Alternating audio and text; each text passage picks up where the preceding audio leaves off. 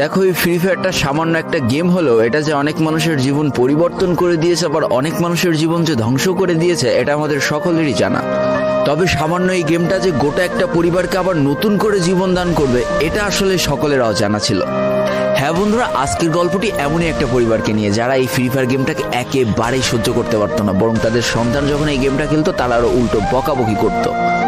আর ভাগ্যের কি অপূর্ব লীলা খেলা, তখন সেই গেমটা আজকে গোটা পরিবারটাকে বাঁচিয়ে রেখেছে। আর এখন তার বাবা মাও উৎসাহ দেয় তাদের সন্তানকে যে ফ্রি ফায়ার খেলো। এজন্যই চলো জেনে আসি আসলে কি এমন ঘটেছিল ওই পরিবারটার সাথে। তো বেশি ব্যাকপ্যাক না করে ছোট্ট একটা ইন্ট্রো দিয়ে আজকের ভিডিও শুরু করা যায়। তো আজকের গল্পটা শুরু হতে চলেছে ছোট্ট একটা গ্রামের ছোট্ট একটা পরিবারকে নিয়ে।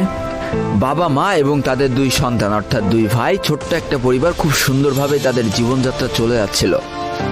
বড় ভাই একটা কোম্পানিতে লেবারের চাকরি করে, বাবা কৃষি কাজ করে, আর তাদের ছোট সন্তান অর্থাৎ ছোট ছেলে কিন্তু ক্লাস 8-এ পড়াশোনা করে। দারিদ্রতার বেড়া জালে আটকে পড়া পরিবারকে সাপোর্ট দেওয়ার জন্য তাদের বড় ভাইকে খুব অল্প বয়সে কাজে চলে যেতে হয়েছে। এই জন্য বড় ভাইয়ের পড়াশোনাটা ঠিকমতো হয়ে ওঠেনি। তবে বাবা মার একটাই স্বপ্ন ছিল যে তাদের ছোট সন্তান অর্থাৎ ছোট ছেলে যাতে উচ্চশিক্ষায় শিক্ষিত হয়। এই জন্য বাবা কৃষিকাজ করলেও সারাদিন মাঠে তুমুল কষ্ট করে এসে বাসায় যখন এসে দেখতো তাদের ছোট সন্তান পড়াশোনা করতেছে, সমস্ত কষ্ট এক চান্সে দূর হয়ে যেত। আর তাদের ছোট সন্তান পরিবারের অভাব দেখতে দেখতে বড় হচ্ছে, তো তাই সে একটা সময় ঠিক করেই ফেলে যে তাকে অনেক বড় হতে হবে, লেখাপড়া করে অনেক বড় মানুষের মতো মানুষ হতে হবে। আর ঠিক এমনটাই হতে থাকে। তাদের ছোট ছেলে খুব ভালো রেজাল্টও করতে থাকে, প্রত্যেক ক্লাসে টপ হতেও থাকে। তবে তার একটা বদ অভ্যাস ছিল, সেটা হচ্ছে ফ্রি ফায়ার গেম খেলা। করোনা চলার সময় যখন তার স্কুল বন্ধ হয়ে যায়, তখন তার বাবা এবং বড় ভাইয়ের জমানো কিছু টাকা দিয়ে তাকে একটা ফোন কিনে দেওয়া হয় অনলাইনে ক্লাস করার জন্য। তার ফোনটা ছিল 3 GB র্যামের একটা ফোন। তবে এইখান থেকেই তার ফ্রি ফায়ার গেমের সাথে পরিচয় হওয়া। সারাদিন পড়াশোনার ফাঁকে সময় পেলেই সে ফ্রি ফায়ার গেম নিয়ে বসে পড়তো। আগে যেমন বাইরে খেলাধুলা করতো, এখন সে আর বাইরে খেলাধুলা করে না, ঘরে বসে সারাদিন ফোন টিপে আর ফোনে গেম খেলে। এদিকে তার বাবা মা যখন ফ্রি ফায়ার গেম খেলা দেখতো তখন প্রচন্ড পরিমাণ রেগে যেত, এমনকি মারধর পর্যন্ত করতো যে তুই এই গেম খেলা বাদ দিয়ে দে। তবে তাদের ছোট ছেলে যতই বাবা মার বাধ্য সন্তান হোক না কেন, ফ্রি ফায়ার গেমটা ছাড়তে সে একেবারেই নারাজ। প্রথম দিকে পড়াশোনার ফাঁকে ফাঁকে গেম খেললো, যখন তার বাবা মা তাকে বকা শুরু করে তখন সে রাতের অন্ধকারে গেম খেলা শুরু করে। তবে বন্ধুরা বলে রাখা ভালো, সে কিন্তু তার পড়াশোনা একেবারেই ঠিক রেখেছিল, অর্থাৎ গেমের কোনো কালো ছায়া পড়াশোনার উপরে কোনোদিনই সে পড়তে দেয়নি, যার কারণে তার রেজাল্টটা মোটামুটি ভালোই হতো। এতদিন পর্যন্ত পরিবারের সবকিছু ঠিকঠাকই ছিল, এবার আস্তে আস্তে পরিবারটা একটু একটু করে ভাঙতে শুরু করবে। পরিবারের সকলের সম্মতিতে পরিবারের বড় ছেলের সাথে পাশের গ্রামের একটা মেয়ের বিবাহ সম্পন্ন করা হয়। আর যেন বিবাহের কয়েক মাস যেতে না যেতে বড় ভাইয়ের পরিবর্তন লক্ষ্য করতে শুরু করা যায়। এতদিন ছোট ভাইয়ের পড়াশোনা খরচ বড় ভাই আর বাবা মিলে চালিয়ে আসলেও এখন আর বড় ভাই কিন্তু ছোট ভাইয়ের পড়াশোনা খরচ দিতে রাজি হয় না।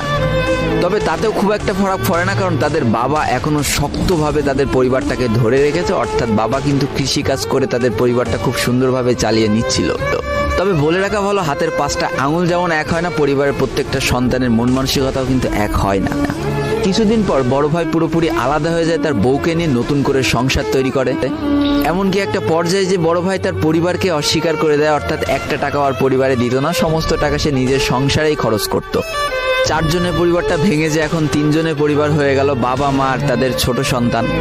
এখন পুরো পরিবারের দায়িত্বটা বাবার উপরে পড়ায়, দিনরাত 24টা ঘন্টা হাড় ভাঙা খাটুনি করা শুরু করে দেয় তাদের বৃদ্ধ বাবা। এদিকে তাদের ছোট সন্তান সবটা কাছ থেকে দেখে অনেক কষ্ট পেত, তারপরেও তার করার কিছুই ছিল না, তাকে পড়াশোনাটা চালিয়ে যেতেই হবে, কারণ বাবা মার একমাত্র স্বপ্ন তাকে পড়াশোনা করে মানুষের মতো মানুষ হতে হবে। এদিকে বলে রাখা ভালো, পড়াশোনার পাশাপাশি কিন্তু সে ফ্রি ফায়ার গেমটা অনেক ভালো মতো খেলা শিখে গিয়েছিল। তার 3 GB র্যামের ফোন একটু ল্যাগ দিলেও মোটামুটি ভালোই খেলা যেত স্মুথ গ্রাফিক্সে। এমনকি সে আস্তে আস্তে টুর্নামেন্ট খেলাও শুরু করে। আর এখান থেকে যে টাকায় পেতো, 50 টাকা, 100 টাকা, 200 টাকা যা পেতো, সেই টাকাতে তার পরীক্ষার বই খাতা কিনতো, যাতে তার বাবার একটু কম পরিশ্রম করা লাগে, কম খাটনি করা লাগে। হাই রে, পরিবারের বড় ছেলে পরিবার থেকে আলাদা হয়ে গেল, আর ছোট ছেলে চিন্তা করছে বাবার কিভাবে কষ্ট কম করা লাগবে। এরই মাঝে সে একদিন চিন্তা করে, সে তো টুর্নামেন্টে অনেক ভালো পারফরমেন্স করছে, তাহলে তার একটা ইউটিউব চ্যানেল খোলার দরকার, অন্তত টুর্নামেন্টের ম্যাচগুলো ইউটিউবে ছাড়লো, যদি কপালে ভালো কিছু লেখা থাকে। এমনই একদিন তার একটা টুর্নামেন্ট চলছিল, সে বারান্দায় বসে বসে টুর্নামেন্টটা খেলছিল। আর ঠিক সেই সময় তার বাবা হাড় ভাঙা খাটুনি করে মাঠ থেকে কেবলই বাসায় ঢুকছিল।